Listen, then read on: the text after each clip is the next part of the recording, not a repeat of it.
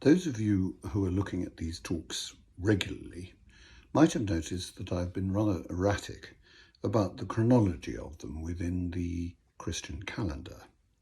I have anticipated Pentecost and some of the Easter stories, and with the school, the Ascension, which happened earlier this week. This is partly because I don't want to clash with the homilies that Father Peter has been given as part of his regular liturgy, but partly also because he has, with his customary generosity, given me a fairly free rein as to the subject upon which I might wish to speak. This week, lockdown continues. I have taken my cue from one of the readings from Tuesday's weekday Mass, the story of St. Silas and St. Paul in prison, and the miraculous delivery from their chains as a result of an earthquake. The readings for Eastertide are regularly taken from the Acts of the Apostles, our primary biblical source for the life of St. Paul, apart from his letters. And it struck me as I read this week's reading, of which more in a minute, how many times we read about Paul being flogged and being put in prison. It is almost as if the author of Acts is telling us, this is what it is like to be a missionary of the gospel.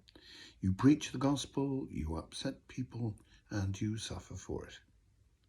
Like his divine master, St. Paul is always preaching and incurring the anger of the authorities, who lie in order to achieve their political ends.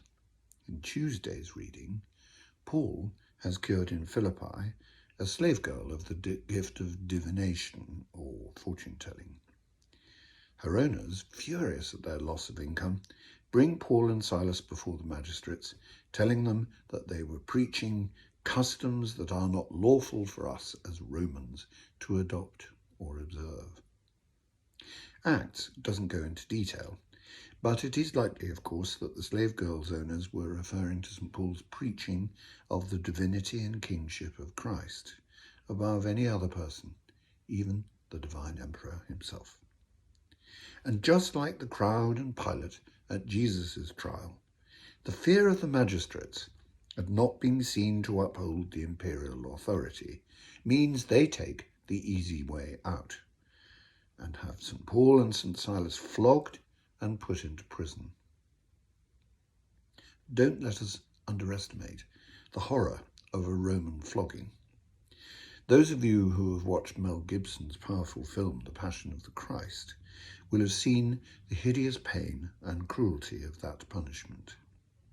In Jesus' case, his pain, terrible as it was ended by his death on the cross.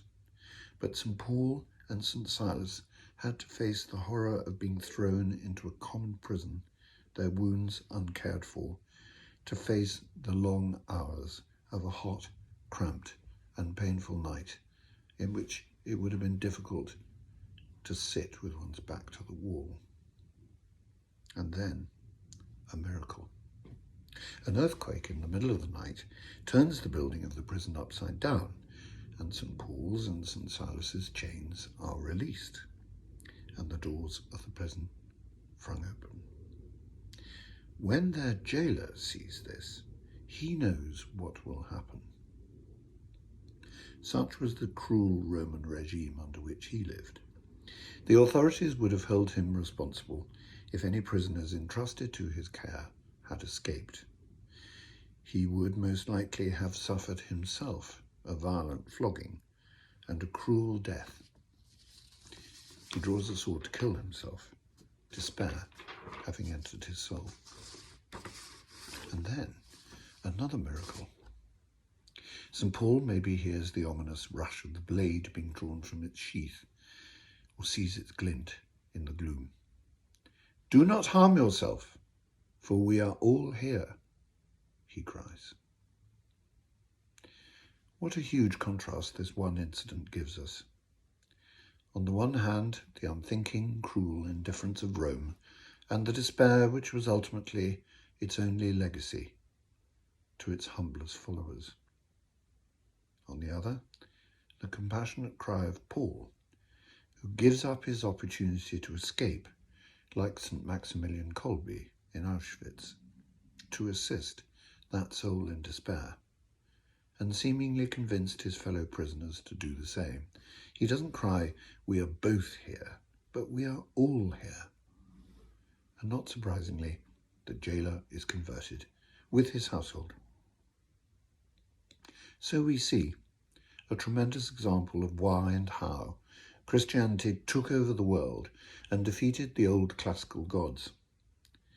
Like the Roman authorities themselves, the gods were remote, aloof from the doings of men.